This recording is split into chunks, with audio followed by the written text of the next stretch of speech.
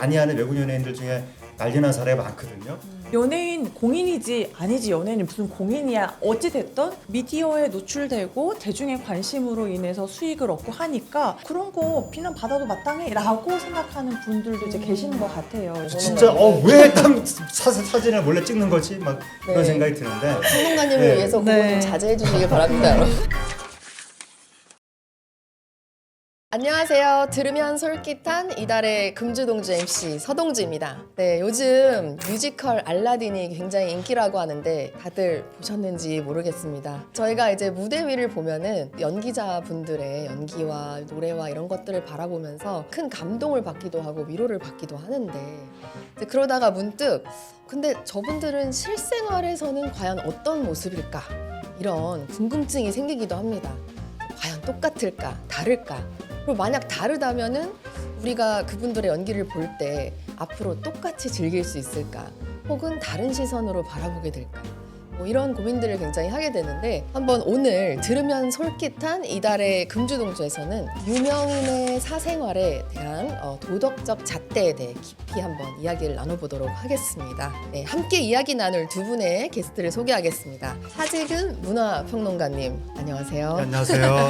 그리고 양날의 이혼 전문 변호사님이십니다. 네 안녕하세요. 안녕하세요. 반갑습니다. 반갑습니다. 간단하게 자기소개 먼저 해주시죠. 자기 소개가 타이틀이 아, 예. 문화평론가라고 자랑 좀 해주세요. 돼 있고요. 방송 나가서 떠들고 글 쓰고 그러고 있고 유명인의 사생활이 진짜 하나도 안 궁금한 그러한 네. 특이한 성격을 가지고 있는 아저씨입니다. 네, 양날의 변호사님 간단한 소개 부탁드립니다. 네 안녕하세요. 저는 이혼 전문 변호사로 활동하고 있는 양나래입니다. 저는 10년째 이혼 사건을 주로 전문으로 하고 있고요.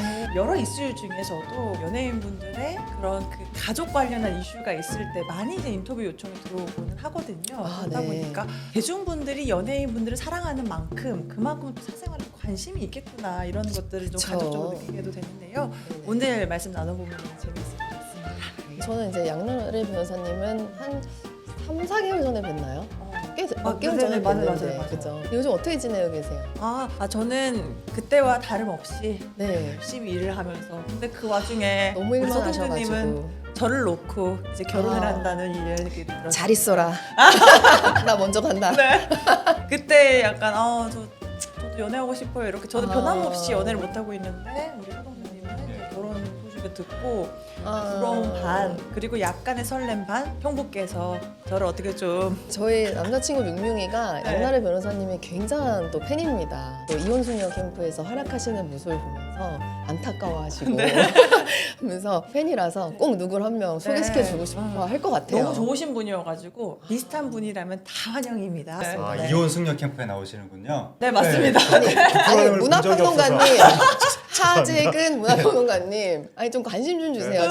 저희도 네. 평론 좀 해주세요. 가정사 뭐 이혼 이런 거 내세운 연애 이런 거 내세운 프로그램에 너무 관심이 없어가지고 죄송합니다. 보질 않았네요. 죄송합니다. 알겠습니다.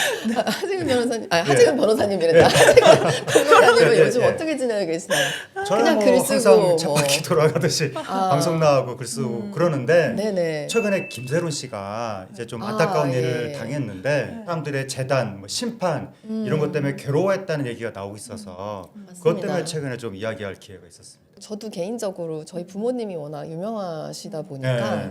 어렸을 때부터 저도 그런 대중들의 잣대에 항상 좀 놓여져 있던 사람 중에 하나입니다. 네. 그래서 어렸을 때부터 저 친구가 도대체 어떻게 자라날 것인가, 공부 진짜 잘한다는데 잘하는 거 맞아? 돈 주고 학교 간 거 아니야? 늘 그런 네. 뭔가 그런 편견과 색안경과 색안경, 그렇죠. 편견으로 제가 이제 좀 삶을 들여다봐졌기 때문에 굉장히 공감이 가고 마음이 네. 좀 아픈 것 같아요. 우리가 오늘 좀 도덕적 잣대에 대해서 이야기를 해볼 텐데 최근 들어서는 이제 미디어를 통해서 보면 다양한 케이스들이 많이 보이는 것 같아요. 네. 아무래도 다양한 형태의 가족들도 많이 생기고 네.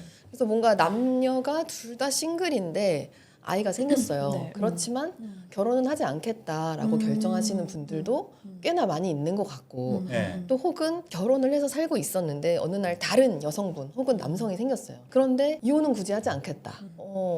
또 표정이 너무 미묘하셔서 그 어떤 표정을 지어야 됩니까? 약간 실룩실룩한 세계가 제가 네. 느껴서. 근데 뭐 그런 케이스들이 계속 이렇게 솟아나는 것 같아요. 예. 제가 한 30년 가까이 미국에서 살다가 한국에 온 지 한 4년 정도 됐는데 예. 그래서 저는 마인드는 좀 헐리우드예요. 예. 그래서 이런 새로운 형태의 가족과 관계에 대해서 굉장히 오픈 마인드인 편입니다. 네. 이런 거에 대해서 또 한국에서는 대중들이 어떻게 생각을 하는지 좀 대답을. 예, 하여튼 제가 방금 네. 무슨 거는 그 네, 영화 네. 속의 한 장면이 떠올라서 아, 그래요? 극한 직업에서 왜 네. 현 남편하고 일을 하면서 전 남편하고 또 같이 일을 한다는 설정이 아. 중간에 왜 나오니까 예, 치킨집에서 뭐 미국이야 헐리우드야 뭐라 헐리우드야. 그 대사가 생각이 나서 맞습니다. 그랬는데 어쨌든 사생활에 대해서 뭔가 굉장히 쿨하게 임하는 게 보통 이제 미국식이다 헐리우드 스타일이다라고 그렇죠. 생각을 하고 네. 우리나라는 사생활을 굉장히 엄격하게 바라보는 경향이 있는데 또 뭐 방금 말씀하신 것과 관련해서 최근에 논란이 있었던 게 내연녀가 있는데 왜 이혼을 안 하느냐 뭐 이건 홍선수 감독의 사례가 그분도 있죠. 예, 최근에 또 논란이 됐었고 네네. 그렇죠. 홍선수 감독의 경우에는 이혼 소송 제기했죠. 했는데 네, 근데 우리나라는 그 홍선수 감독이 본인이 바람핀 거잖아요. 네네. 그 바람핀 사람은 그 부부관계 파탄에 맞아요. 책임이 있다라고 유책이 해서 있기 예, 때문에. 우리나라 유책 배우자라고 하고 그 유책 배우자가 이혼을 신청했을 때 받아들여주지 않는 게 우리나라 일반적인 것이기 때문에 네. 사실상 본부인을 쫓아내는 거 아니냐라는 네. 문제가 있어서 홍선수 감독은 계속해서 지금 장기간 동안 불륜 상태로 있는 그렇다 보니까 굉장히 오랫동안 그들의 가정사가 뉴스에 계속 나오고 논란이 되고 있습니다. 그건 나름으로 굉장히 괴로운 일이네요. 매우 특히 괴롭죠. 홍선수 감독의 부인이 많이 괴롭겠죠. 엄청 괴로우시겠죠. 그렇습니다. 마음이 네, 많이 네, 아프실 네, 것 네. 같은데요. 결혼 안 하고 아이를 가졌는데 그럼 결혼해야 되는 거 아니냐 왜 안 하지? 라고 하는 게 정우성 씨 사례가 네, 있었죠. 그렇죠. 네. 정우성 씨의 경우에는 그 모델 문가비 씨하고 사이에 아이가 생겼다고 해서 사람들이 깜짝 놀랐는데 네. 그 이후에 또 결혼 안 한다고 해서 또 사람들이 막 놀랐고 그런데 많이 그- 놀라셨네요. 네, 굉장히 놀랐죠 놀랄 사람들이. 일들이 많았네요. 네. 네. 다만 외부로 알려지기로는 아이가 생겼다는 이유만으로 기계적으로 결혼을 하는 건 원하지 않는다라고 보도가 나오고 있습니다. 네. 두 사람이 그렇게 뭐 사랑하는 사이가 아니었고 진지하게 만나지도 않았다. 근데 뜻하지 않게 뭐 아이가 생겼다는 식으로 알려지고 있는데 제 생각에도 아이가 생겼다고 무조건 결혼해야 되는 것 같지는 않은데 그럼요. 다만 대중은 거기에 대해서 굉장히 예민하게 받아들여서 큰 논란이 있었죠 얼마 전에. 근데 사실 또 이런 대중들의 반응을 보면은 예. 막 악플도 많고 예. 다양한 반응들이 네. 섞여 있는데 보면은 저도 좀 마음이 아파요. 왜냐면 저도 사실 악플이 꽤나 달리는 사람 중에 한 명입니다. 아, 예. 뭐 그렇게 큰 잘못을 하고 살지는 않았는데 잘못한 거 없으시지 아예 않나요? 없어요. 맞아요. 제 네. 생각에는 네. 제가 잘못한 게 없고 예. 합법적으로 살려고 되게 노력을 많이 예, 제 하는. 기억에도 없는 것 같은. 잘못한 게 있으시면 제가 알 텐데. 평론가님이 아직 뉴스에 나와서 제가 얘기했을 텐데. 평론가님이 인정한 네, 네. 잘못 없는 어. 서동주입니다. 아, 여러분. 모르시면 금주 좋은 동주? 거네요. 그쵸, 평론가님이 그쵸. 몰라요, 예. 좋은 어. 거예요. 네. 아, 저의 존재를 잘 모르시더라고요. 다행입니다. 존재는 압니다. 아, 그래요? 네, 잘못하셨다는 얘기 이제 들은 바가 없습니다. 맞습니다. 네. 제가 굉장히 착하게 살고 있는데요. 네. 근데 사실 이런 문제를 보다 보면은 뭔가 유산 상속 문제라던가 맞아요. 이제 이런 네. 것에 대한 궁금증들이 대중들은 생길 수밖에 없는 것 같아요. 맞아요, 그래서 아직 그 감독님께서는 이혼 전인데 김민희 배우님이 이제 아이가 생기셨다고 네. 그런 뉴스가 나왔잖아요. 맞아요. 이제 이런 경우에 또 어떻게 되는지 이제 그거에 대해서 좀 궁금해하실 것 같아요. 근데 이 부분은 다들 관심을 가질 수밖에 없는 게 사실 현실적인 문제이잖아요. 우리가 가족을 구성하고 네네. 부모님이 재산을 어떻게 형성했을 때 사망한 이후에 상속이 이루어진다. 이거는 상속까지 벌써 생각하네 할 수도 있겠지만 너무나 현실적으로 고려해야 되는 문제이기 때문에 그리고 이제 우리가 일반적인 가정에서 자녀를 출산하고 그 자녀가 상속받는 것은 뭐 당연한 절차라고 생각이 되지만 네. 우리가 혼외자라는 이 단어에서 오는 부정적인 인식이 있다 보니까 네네. 혼외자는 상속 받으면 안 되는 거 아니에요? 사실 저한테도 이런 질문을 많이 하셨거든요. 그런가요? 네. 이게 우리가 그 법률적인 것과 도덕적 네네. 판단 좀 다를 수가 있잖아요. 굉장히 다를 수 있죠. 그런데 네. 사실 법률상으로 따지면 혼외자라고 할지라도 일반적으로 그 법률혼 사이에서 출생한 자녀하고 법률상 지위는 동등합니다. 반드시 부부 사이에 출생했어야만 상속인의 지위가 있는 것은 아니에요. 그런데 다만 내가 혼외자를 출생했는데 그게 상속인의 지위가 발생하려면 별도로 인지라는 절차를 거쳐야 돼요. 우리가 가족관계 증명서를 딱 떼보면 거기에 뭐 부, 모, 자녀 이렇게 등록이 되잖아요. 네네. 근데 친생관계가 있다고 해서 조금 쉬운 말로 풀자면 친자라고 해서 저절로 가족관계 증명서에 올라가는 것이 아니에요. 네네. 지금 혼인관계가 없는 사이에서 자녀를 출산한 경우에 모친의 자녀로는 바로 인정이 되겠지만 부친이 누구인지는 확인할 수 있는 방법이 없잖아요. 그렇기 그렇죠. 때문에 유전자 검사를 하고 인지 청구를 해서 법률상 자녀로 이제 등록이 되면 가족관계 증명서를 떼었을 때 그 본처분의 자녀와 함께 자녀로 올라가면 그때에는 동순위의 상속인의 지위가 생기게 되는 겁니다. 그래서 인지 청구를 한다면 당연히 상속을 받게 되고 만약에 네. 인지 청구를 하지 않게 되면 받을 수가 없는 거예요. 그러면 인지 청구를 어떻게든 해야 되는 상황이겠네요. 회사의 그렇죠. 경우에는. 맞아요. 네. 높은 확률로 하지 않을까 하는 생각은 하고 있습니다. 그러니까 네. 정우성 씨가 그 혼외자에 대해서 아버지로서의 의무를 다하겠다라고 네, 이야기했는데 네. 그 말 뜻은 아마 말씀하신 것처럼 네. 법률적으로 내 자식으로 네. 인정을 하겠다. 근데 사실 네. 우리가 법률상으로는요, 내가 아버지로서 역할을 다 하겠다 했을 때 보통 제일 먼저 떠오르는 게 양육비를 지급하는 네. 거잖아요. 네네. 그런데 친자라고 해도 네. 가족관계 증명서에 올라오지 않으면 사실 법률상 양육비를 지급할 의무가 있는 것은 아니에요. 네. 그래서 사실은 아버지로서의 책임을 다하겠다 이게 인지청구를 하는 것을 당연하게 생각한다 이것일지 아니면 인지청구하지 않아도 내 가족관계 증명서에 자녀로 올라오지 않아도 그냥 내가 자발적으로 양육비를 줄 것이다 이거일지는 사실은 두 분의 속사정을 모르기 때문에 네. 정확히 판단할 수는 없겠지만 법률상 의무로서 지급 책임이 발생하려면 반드시 인지청구는 있어야 된다는 거죠. 책임을 다하겠다 이 말의 네. 뜻을 어떻게 통역하느냐는 또 법적으로 맞아요. 번역하느냐는 굉장히 네. 다른 문제이기 때문에 그렇죠. 네. 네. 나는 인지하기 싫어. 이렇게 해서 거부할 수 있는 것은 아니거든요. 무조건 생부면 인지 청구를 하면 무조건적으로 받아들일 수밖에 없어요. 유전자 우리가 네네. 네, 무조건 확인이 되기 때문에 두 분의 속뜻은 모르겠지만 법률상으로는 그러하다. 네. 네. 네. 네, 그런데 지금 홍상수 감독님은 그 부인과의 연이 좀 많이 끊겼다고 하는데 그래도 상속이 되는 건지 좀 궁금해하는 댓글들이 좀 달리더라고요. 아내분하고 지금 떨어져서 생활하고 있다고 하더라도 당연히 법률상 배우자의 지위를 확실히 가지고 계시기 때문에 상속에는 아무런 문제가 없습니다. 그리고 네네. 우리 법에 상속 결격 사유를 따로 정하고 있는데요. 상속인의 지위가 박탈되려면 뭐 피상속인을 살해를 했다던가 혹은 내가 살해하려고 했는데 미수에 그쳤다던가 이 정도로 중대한 잘못이 있었을 경우에 지위가 박탈되는 것이지 지금 홍상수 감독님의 아내분 같은 경우에는 네네. 그냥 아무런 잘못 없이 그쵸. 유지하고 싶음에도 불구하고 원치 않는 상황에 놓이신 거잖아요. 그래서 상속에는 전혀 문제 없이 지위가 인정될 것입니다. 네네. 네. 네. 홍상수 감독이 뭐 전해지기로는 지금 현재 살고 있는 김민희 씨가 아닌 부인과의 가족이 있잖아요. 네. 그 가족하고 거의 지금 연을 끊은 상태라는 이야기가 전해지고 있는데 네네. 그러니까 김민희 씨하고는 뭐 산부인과도 같이 가고 잘 챙겨준다고 얼마 전에 보도가 크게 나왔잖아요. 네네. 그런데 그 얼마 전에 뭐 부인의 어머니가 그러니까 장모님이 네. 돌아가셨는데 거기 안 갔다는 얘기가 나왔었거든요. 한국 사회 문화에서 장례식에 안 가면 큰일이 나는 네. 거거든요. 근데 또 장례식에도 안 갔고 또 딸 결혼식에도 안 갔다는 이야기도 나왔었거든요.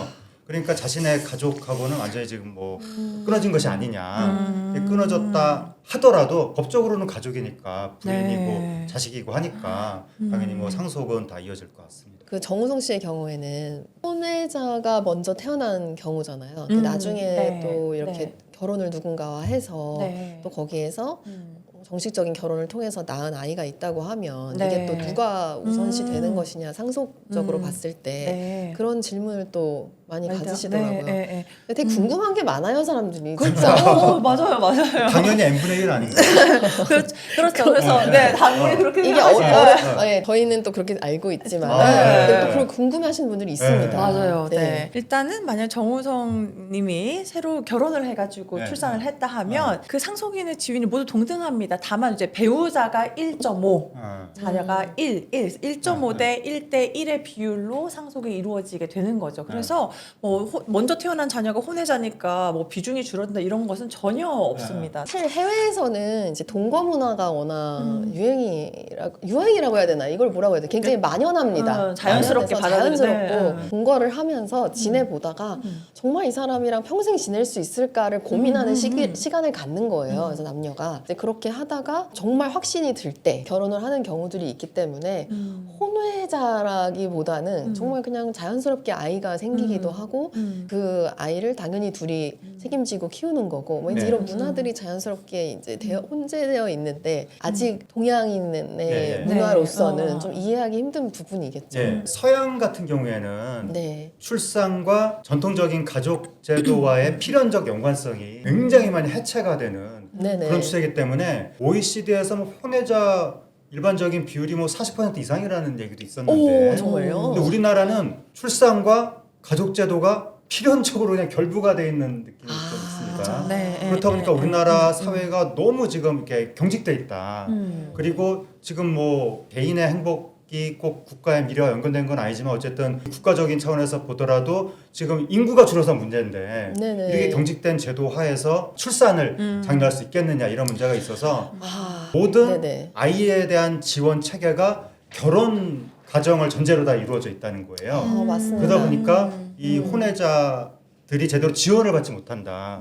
이 부분을 빨리 해결을 해야 되고 사람들의 인식도 개선될 필요가 있다고 그런 얘기를 계속 하고 있는데 근데 문제는 얼마 전에 정우성 씨 그 논란 때도 보면 사람들이 받아들이지를 못하는 거예요. 아니 애가 생겼는데 결혼을 해야지라고 하면서 예, 정우성 씨가 양육비를 줄 것이다 등등등 뭐 이런 얘기가 나왔으면 네티즌들이 막 댓글을 다는 게 뭐 돈만 주면 다냐 막 이런 식으로 해서 악플이 막 달리는 거예요.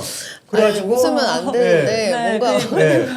그래서 정말 너무 황당한 게 답답하네요. 그때 네. 정우성 네. 씨가 청룡상에 나왔었나 막 바로 영화상에 이제 나왔는데 기억이 납니다. 네, 맞습니다. 사람들이 엄청 막 정우성 씨를 욕하더니 심지어 정우성 씨가 나왔을 때 동료들이 의례적으로 박수 치잖아요. 그거는 뭐 네. 거기서 그 자리에서 딱 나 지금 박수 칠 거야 뭐 이러지 않잖아요. 그럴 순 의례적으로 없죠. 치는 건데 네. 그때 박수 친 연예인들까지 한 명 한 명 다 찾아서 색출을 해버리는. 네, 그래서 막 악플을 쓰는 이럴 정도로 우리 사회가 그 연예인의 어떤 그 사생활에 있어서의 뭐 혼외자 문제 여기에 대해서 굉장히 민감하게 아직도 바라보는 것 같습니다. 어려운 일이네요. 사실 한국에서 이제 방송을 하고 연예인으로 산다는 게 쉽지 네. 않은 일이라는 거를 지금 오늘 평론가님의 말을 네. 통해서 한 번 더 좀 약간 네, 네. 증명이 되는 것 같아요. 엄청 안 쉽죠. 왜냐하면 이제 어렵네요. 미국 같으면 연예인들한테 끼를 요구하잖아요. 맞아요. 그렇죠. 네, 근데 끼가 많은 사람은 원래 좀 생활이 자유분방한 경우가 많거든요. 맞아요. 근데 우리나라는 끼를 요구하면서 도덕적 완결성도 요구하거든요. 우리나라 연예인이 정말 그 극한 직업이다라는 말이 나오는 거고 해외 매체가 그걸 정말 이상하게 바라보는 것 같습니다. 이번에 김세론 씨 사건 터졌을 때도 뭐 CNN, 뉴욕타임스 이런 매체들이 네네. 뭐 지나치게 뭐 또 엄격한 한국에서 아. 뭐 그러한 또 비극이 벌어졌다 그런 그렇게 식으로 좀 얘기했군요. 보도하고 있죠. 그러면은 이제 이런 여러 가지 상황들이 일어났을 때 대중들의 시선이 조금 달라지기도 하는지 뭔가 작품이나 연기나 이런 연기력은 그대로일 거 아닙니까? 네. 사실은 이런 분들의 예. 또 뭐 어떤 가수가 있다래도 노래 실력은 그대로잖아요. 근데 그럼에도 불구하고 대중들의 시선이 좀 예. 변하기도 하는지. 이제 홍상수 감독의 경우에도 원래 홍상수 감독이 저예산 예술 영화를 주로 하는 네, 감독이기 맞습니다. 때문에 그분의 영화를 주로 보는 관객이 원래도 별로 없었거든요, 우리나라에. 네네. 그래서 뭐 작품상에 있어서 작품 평가가 특별히 달라질 여지는 별로 없는데 애초에 보는 사람이 별로 없었으니까 매니아들은 계속 아마 계속해서 좋아할 것 같기도 하고 네네. 근데 다만 작품 평가와 별개로 그 사람의 사회적 위상이 완전히 이제 곤두박질 친 거죠. 네. 네네. 그래서 원래대로라면 홍상수 감독이 해외 영화제에서 혁혁한 성과를 거두고 엄청난 조명을 받으니까 국민 영웅이 됐었을 분이거든요. 그럴 네. 수 있겠네요. 예, 그런데 네, 상도 많이 네, 받으시고 그렇죠. 하니까. 근데 불륜 사건 네. 이후로는 홍상수 감독이 해외 영화제 나가든 말든 막 상을 받던 대중 무관심. 그냥 오로지 그냥 같이 갔냐 안 갔냐 뭐 옷은 무엇을 입었느냐 맞아요. 뭐 예, 그런 이런 거. 것만 김민희 씨랑 손을 잡았다더라 막 이런 거. 그래서 그런 게 항상 크게 보도가 되고 김민희 씨도 네네. 원래라면 엄청나게 스포트라이트를 받았을 분이거든요. 그럼요. 그럼 베를린 영화제인가? 베니스인가? 또 해외 유수의 영화제에서 여우 주연상을 받은 걸로 제가 알고 있는데 근데 저 기사 본 것 같아요. 그쵸, 상 받았죠. 네네, 받았어요. 그거 옛날에 뭐 강소연 씨가 해외 여우주연상 받은 다음에 난리가 났었거든요. 맞아요. 그러니까 김민희 씨도 그렇게 주목을 받았을 텐데 상을 받던 말던 불륜 여성이 상을 받은 게 우리랑 뭔 상관이 약간 이런 느낌으로 대중이 받아들이는 측면이 있거든요. 그래서 한국은 그런 사생활에 논란이 있었을 때 커리어라든가 작품적인 평가에 있어서 극과 극의 차이가 나타난다. 이렇게 볼 수 있을 것 같습니다. 아, 뭔가 듣다 보니까 왠지 저도 막 위축이 되고 말 한마디 한마디 되게 조심해야 될 것 같고 예. 막 그런 상황인데요. 물론 어느 정도 비판할 소지가 있을 때 비판할 수는 있겠지만 뭐 자기 가정 깨고 부인 버리고 이런 건 안 좋은 거잖아요. 그런 거 비판할 수 있는데 꼭 그런 영역이 아니라 하더라도 사생활의 여러 소소한 문제까지 굉장히 심하게 대중이 심판을 하는 이런 추세로 가서 우리나라가 때로는 옛날에 유교 성리학 문화가 지금 부활하고 있나? 아. 젊은 내친들이 오히려 더 그런 보수적인 굉장히 보수적입니다. 아, 네. 이런 맞아요. 인식을 네, 지금 네, 가지고 네, 있는 것인가? 그런 생각이 들 때도 있습니다. 정말 젊은 분들이 굉장히 보수적이라는 생각을 저도 많이 해요. 네. 예전에는 그래도 네. 많은 이해심을 가지고 그래 네. 좋은 게 좋은 거지 약간 이런 게 있었는데 이제는 아닌 건 아닌 거지라는 게 더 만연해진 그런 사회 같아서 네. 좀 그런데 그래서 그런지 좀 은근 사생활 문제로 자의반 타의반 좀 쉬게 되는 분들도 많은 것 같아요. 네, 연예인분들 네, 중에서도. 똑같은 사생활 중에서도 젊은 여성한테 더 엄격한 기준이 가는 경우가 많거든요. 배우 김정현 씨였죠. 네네. 이제 김정현 씨가 촬영장에서 좀 이제 불성실한 모습을 보였는데 서혜지 씨가 가스라이팅 한 거 아니냐라고 해서 서혜지 씨가 무슨 죄를 저질러서 형사처벌 받은 건 아니잖아요. 네네. 근데 남자친구한테 그런 걸 뭐 잘못된 행위를 시킨 거 아니냐라고 해서 막 사생활 비난을 받고 한동안 거의 활동을 못하는 상황이 됐었는데 네네. 이것도 황당한 게 아니 김정현 씨가 아이도 아니고 저 성인 남녀의 사이에서 일어난 일. 성인 남성이잖아요. 성인이잖아요. 네네. 그럼 자기가 촬영장에서 부성실한 모습을 보였으면 그 사람 책임이잖아요. 맞습니다. 근데 왜 갑자기 이게 서혜지 책임이다라고 되면서 서혜지 씨가 더 큰 비난을 받은 거예요. 그런 일도 있었고.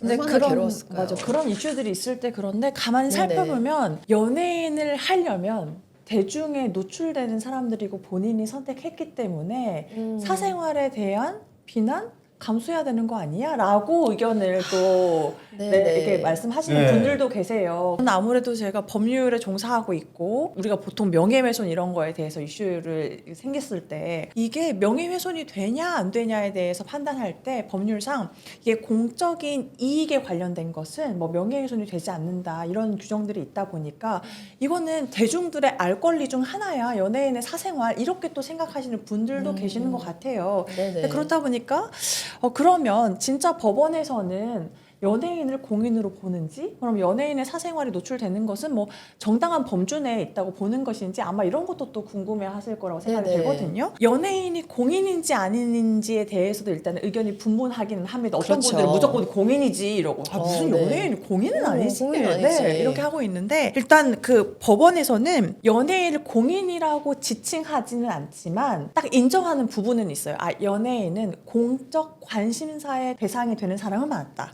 우리가 맞죠. 그렇죠. 공적 네. 관심사가 되고 있고 또 공적인 영역에 속해 있는 사람은 맞다라고 해서 네네. 어느 정도 공인이 될 수도 있음을 시사하고 있거든요. 그래서 최근에 그 엄청 유명한 운동선수가 어떤 범죄 행위를 저질러서 그거에 대해서 판단을 할 때 어떻게 정확히 언급을 했냐면 공인의 형벌은 일반적 예방 효과가 있고 다른 피고인들과 양형의 균형이 필요하다 이렇게 언급을 했거든요. 그 말인즉슨 이 사람의 이 행동이 대중들한테 미치는 영향이 있기 때문에 그렇죠. 이 사람의 잘못을 판단할 때 그런 부분도 좀 감안을 해야 감안해서. 된다 이렇게 판단을 했거든요. 그렇다 네. 보니까 완전히 공인은 아니지만 영향을 미치는 건 분명해 이렇게 또 보고 있는 게 있어요. 사실 맞기도 하거든요. 그래서 네.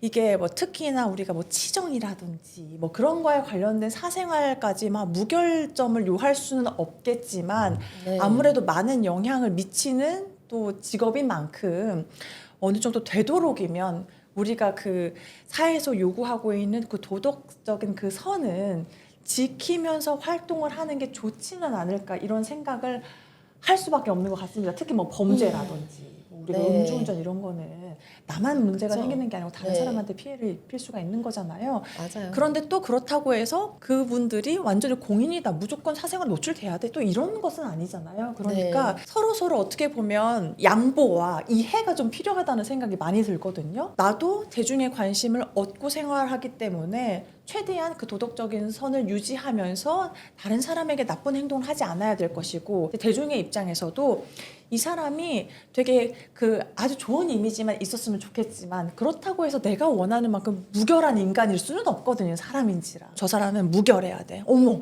어떻게 여자한테 이렇게 할 수가 있어? 어떻게 남자한테 이렇게 할 수 있어? 저 사람은 그냥 이 사회에서는 존재하면 안 돼. 좀 이렇게 너무 네네. 극단으로 몰아가서는 안 되지 않을까 이런 생각이 듭니다. 네네. 본인은 공적인 일에 종사하고 공적인 권력을 가지고 있는 네네. 국회의원이라든가 국회의원, 네, 그렇죠. 고위공직자 뭐 네. 이런 분들이 공인이고 그렇죠. 네. 연예인은 그냥 개인이죠. 그렇죠. 개인인데 네, 다만 그들이 하는 일이 사회적으로 굉장히 큰 영향을 미치는 특수한 위치에 있는 거죠. 그렇죠. 네네. 그래서 일반인이 완전 개인이 여기 있다면 연예인은 이 정도의 공적인 성격이 있는 거죠.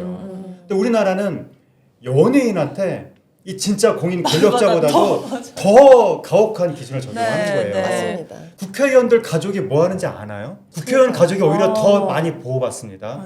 국회의원이 어디서 누구를 사귀고 이런 거 우리가 일일이 따지고 만약에 그 국회의원이 이성관계에 누구를 만났는데 그 언론 매체가 거기 몰래 파파라치처럼 따라가 사진 찍었다고 생각해보세요. 그렇지 않죠. 난리 날걸요. 논란이 되겠죠. 그렇죠. 또. 그러니까 네. 공인이 더 큰 보호를 받고 있다. 우리나라는 말하자면 준공인이라고 할 수 있는 연예인이 더 가혹한 잣대 위에 놓여져 네네. 있다. 이게 좀 사회 병리적인 부분이 있는 것 같고 맞습니다. 그 다음에 이제 사람들이 연예인을 막 욕할 때 누군가가 이거 좀 우리가 너무 심하게 하는 거 아니야 이럴 때도 있거든요. 맞아요. 그럼 거기에 대해서 사람들이 뭐라고 그러냐면 세상에서 제일 쓸데없는 게 연예인 걱정이다 라고 하면서 연예인은 욕해도 돼 이런 게 네. 하나의 공리처럼 퍼져 있는 게 문제 있는 것 같습니다. 저는 사실 그냥 개인적으로는 이제 방송을 하겠다고 나오면 뭔가 세상을 건드리는 거라고 생각을 하고 세상을 건드리는 값은 치러야 된다고 생각은 하는 편이에요. 근데 그러다 보니 사실 집에서 그냥 조용히 있으면 안 들어도 될 말을 들을 때도 있는 거고 이제 그런 상황이 오기 때문에 저도 웬만한 안 네. 좋은 얘기나 이런 것을 넘기는 편인데 이제 어떤 경우에는 말씀하신 대로 두 분이 말씀하신 대로 그 대가가 너무나 센 거죠. 네. 나의 행동에 비해 대가가 너무 센. 네. 네, 그런 느낌이라 좀 정말 이 밸런스를 맞추는 네. 게 저희의 숙제가 아닐까 이런 생각이 들거든요. 또 저는 좀 황당한 게 네.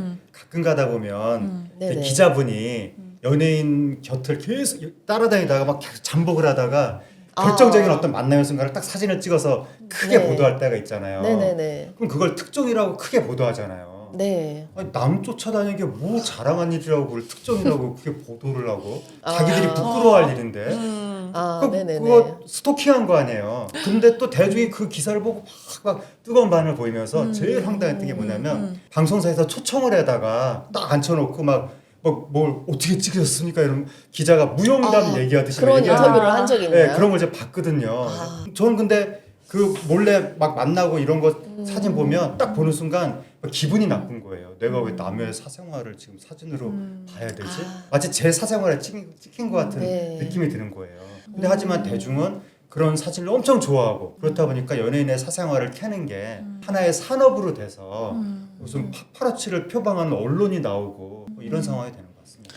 저도 개인적으로 저희 가족사가 다양한 부분들이 많이 있었기 네. 때문에 사실 오늘 이 내용들을 나누면서도 네. 남일 같지가 않고 저도 마음이 아픈 부분들이 네. 너무 많았는데 그러다 보니까 세상이 좀 덜 각박했으면 좋겠다 이런 네. 생각도 저는 하거든요. 네. 사랑하는 마음으로 네. 좀 서로 네. 품어주면 좋겠는데 네. 이제 이런 생각도 들고 사회 사례를 제가 생각을 안 그래도 오늘 해봤는데 네. 제가 굉장히 좋아하는 배우 중에 휴 그랜트라고 네. 있습니다. 휴 그랜트가 나온 이제 노팅힐이라던가 브리짓 존스 다이어리 제가 이걸 네. 굉장히 감명 깊게 봐서 네. 정말 저의 약간 첫사랑 느낌의 그런 배우였어요. 네. 그랬는데 이 배우분이 이제 어느 날 를 네. 하게 됩니다. 네. 네, 자동차에서 하다가 걸렸는데 네. 이제 그 뒤로 정말 이제 휴 그랜트 이제 끝났구나라고 모두 생각은 했어요. 네.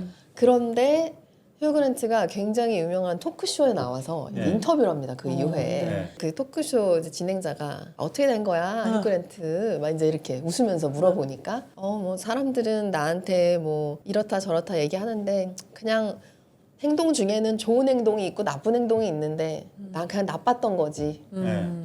그때 나빴던 거지. 인간이니까.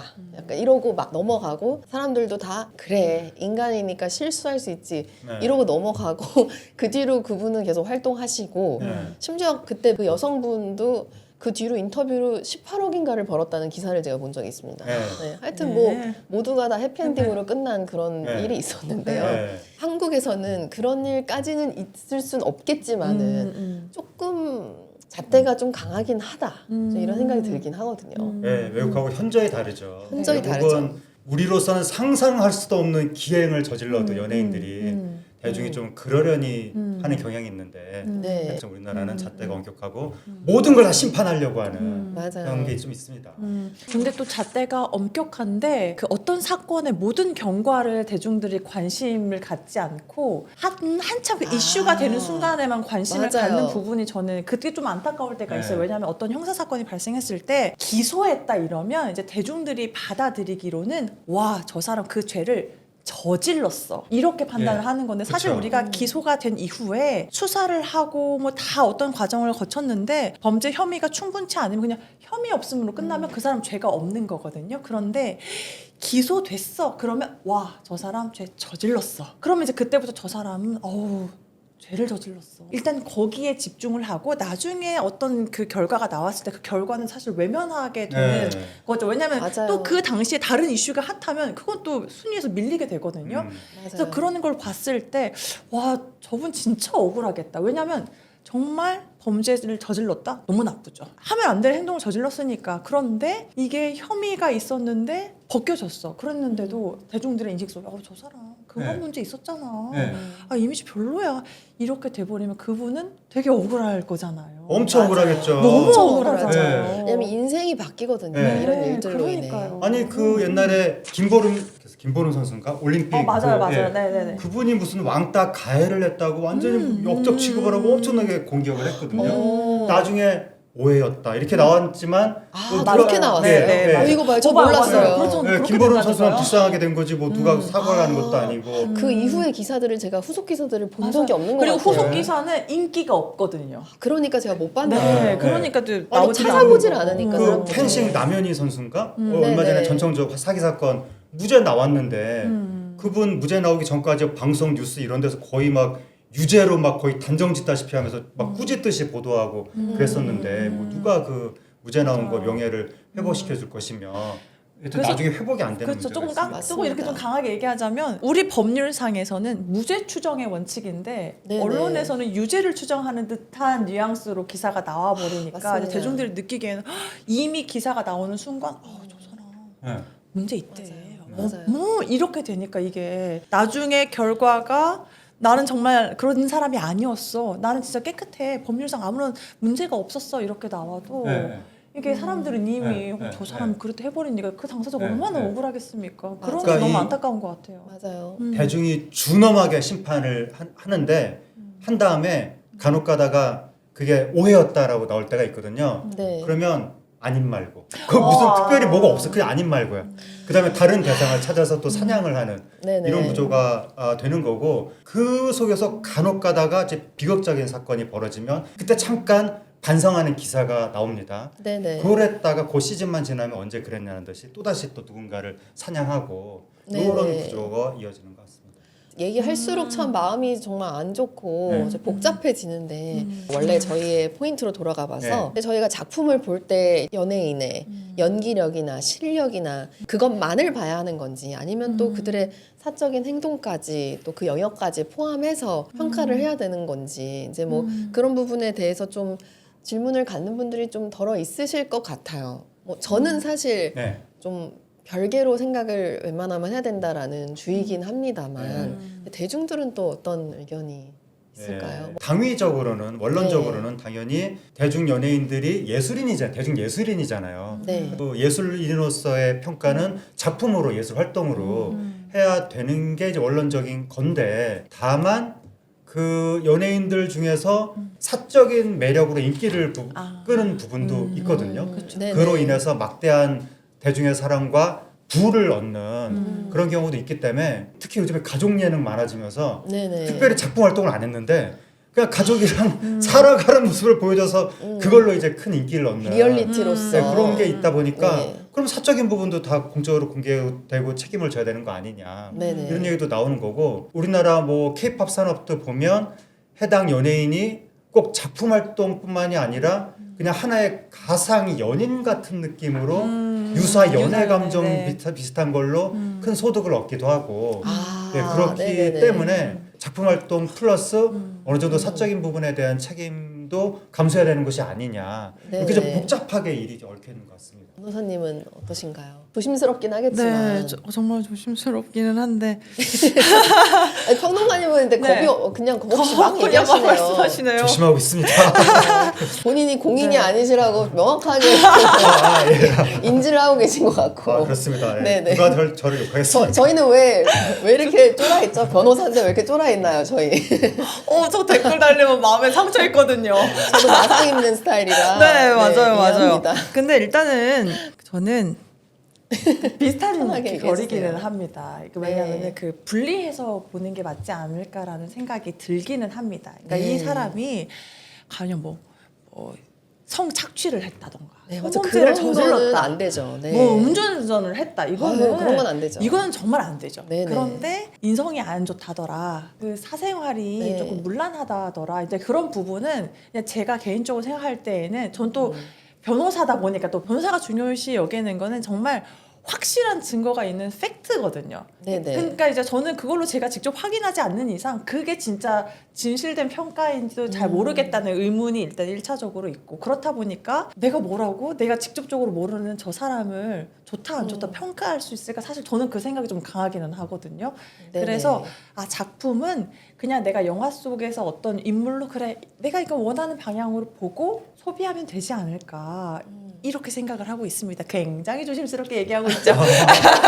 근데 진짜 맞는 게 네. 저도 나이를 먹으면서 저는 어렸을 땐 오히려 굉장히 단호했어요. 아닌 건 아닌 거지. 절대 그러면 안 되지. 그랬는데 제가 나이를 먹으면서 보니까 상황이라는 게 있어요. 상황이라는 게 있고 나도 어쩔 수 없이 생각하지도 못했던 선택을 해야 될 때도 있고 그렇다 보니 남들도 다양한 상황 속에서 어떠한 선택을 할 수도 있다는 걸 조금은 인정을 할 수 있게 되고 그래서 말씀하신 대로 이제 뭐 정말 범법 행위는 네. 정말 안 안 되는 되는 거지만 네. 그 외에 정말 말투가 좀 툭툭 된다더라 뭐 인사성이 별로 없다더라 이런 정도는 사실 그냥 그 사람의 캐릭터로 생각해도 되지 않나. 너무 과도하다는 게 이제 문제가 되는 거고 네네. 또 이제 우리나라 대중의 좀 특이한 점이 이중잣대 문제가 있는데 해외 스타들은 난리가 납니다. 뭐 성적인 문제, 뭐 폭력, 음주, 마약 난리가 나는데 매우 관대합니다. 그 사람들이 출연한 작품도 잘 보거든요. 근데 우리나라 연예인들은 외국 연예인의 한 10분의 1만 무리를 빚어도 작품 보이콧 막 이런 식으로 된다는 거. 그 이중잣대 아니냐 너무 그런 문제도 있죠. 심리적으로 어떤 심리인지도 조금 궁금해지는 부분이기도 하네요. 또 뭐 우리나라 투사의 부분이 연예인이 있는 건지. 우리한테 더 가깝고 어떤 뭐 그래서 더 많이 사람들 신경을 많이 쓰고 그런 측면도 네. 있죠. 근데 역시 이제 뭐 얘기를 하다 보니까 이제 사생활 부분은 확실히 좀 할 말도 많고 다양한 이야기가 나오는 토픽인 건 확실한데 네. 정말 세상이 많이 변해가고 있구나. 그리고 이렇게 저희가 나와서 얘기를 할 수 있다는 것 자체도 이제 어떻게 보면 건강한 좀 상황인 것 같아요. 그러니까 예전에는 이런 네. 대화 자체가 없었는데 이제는 적어도 이런 대화가 이루어져 간다는 게 되게 좋은 것 같고요.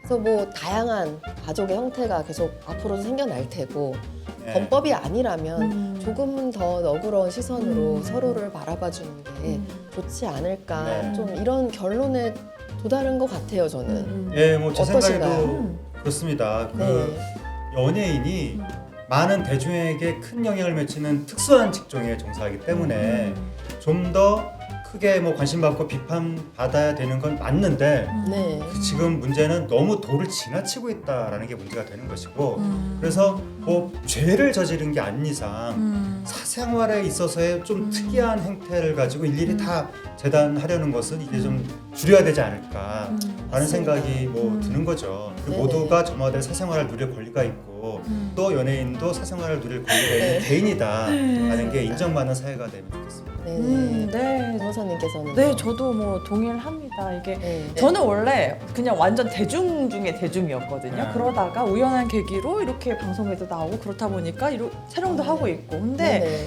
사실은 그 미디어에서 보는 그 연예인의 이미지하고 내가 실제로 만났을 때 정말 다른 것 같아요. 물론 내가 보고 싶고 또 생각했던 대로 좋은 사람이 또 좋을 수 있겠지만 그 사람이 내가 아닌 이상 내가 원하는 대로 살 수 없다는 것을 어느 정도 받아들이고 정말 나쁜 범법 행위를 한 것이 아니라면 우리 또 의견 일치된 것처럼 너그러이 한 발 떨어져서 이 사람이 어떤 사람이지 이렇게 좀 그냥 멀리서 가만히 봐주는 것도 필요하지 않을까 그런 생각이 듭니다. 네. 사실 저희도 다 완벽하지가 않잖아요. 그렇습니다. 굉장히 부족한 인간들이기 네, 때문에 네. 이제 남에게도 조금은 좀 너그러운 시선을 드려야 되지 않을까 그런 생각을 해봅니다. 오늘 이야기 여러분께도 솔깃한 시간이었길 바라고요. 함께 해주신 하재근 문화평론가님 그리고 양나래 변호사님 너무나 감사했습니다. 들으면 솔깃한 이달의 금주동주 다음 편은 더 재밌는 얘기로 찾아올 테니까요. 듣고 싶은 이야기 있으시거나 관심 있는 주제 있으시면 댓글로 쫙 남겨주시고요. 저희는 또 다음 편으로 찾아오겠습니다. 감사합니다. 네, 감사합니다. 안녕히 해야 되는 계세요. 건가요?